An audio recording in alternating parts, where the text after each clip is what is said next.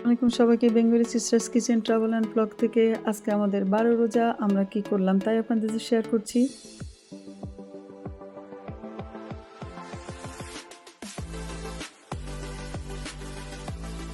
আমরা করে নিব পাস্তা চিকেন দেওয়া বলি, এই জন্য নিলাম পাস্তা পেনে। দেখতে পাচ্ছেন এটাকে আবার আমরা সিদ্ধ করে নিয়ে নিলাম।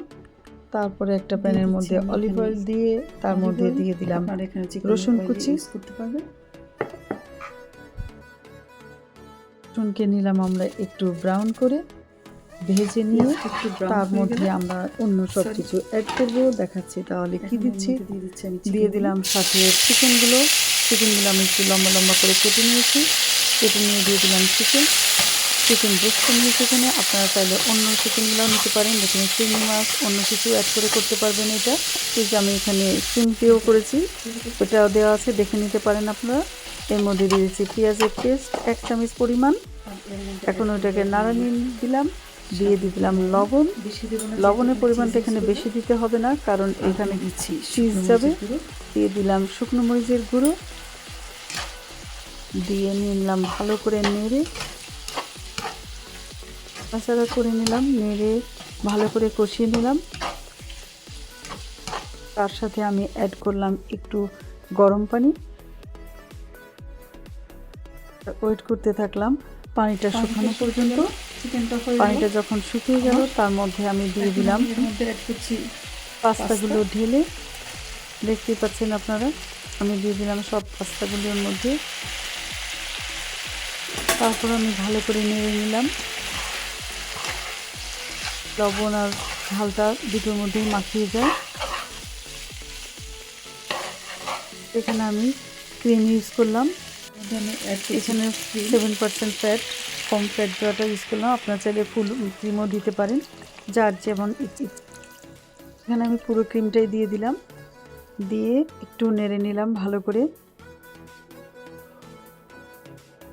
তারপর এর সাথে আমি অ্যাড করব চিজ।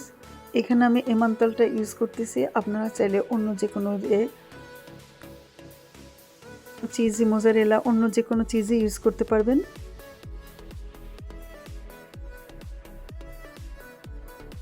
দিয়ে দিলাম চিজ, দিয়ে আমি একটু ওয়েট করলাম।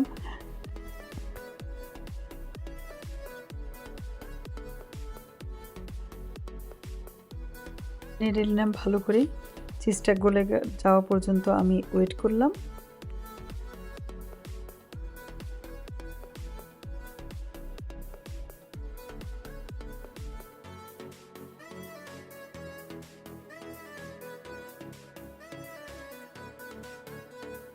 দেখতে পাচ্ছেন আপনারা, আমি নাড়তে নাড়তে চিজটা গলে গেল।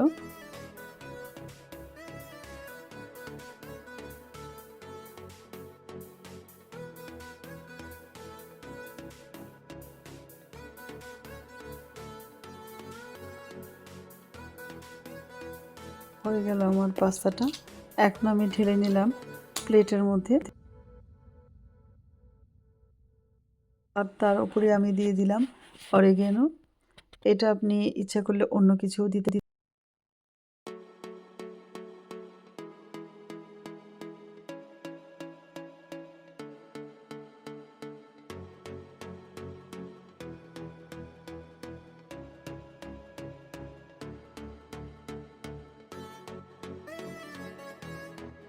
এই স্বাদটা আমার ভালো লাগে, এর জন্য দিয়ে দিলাম এটাই।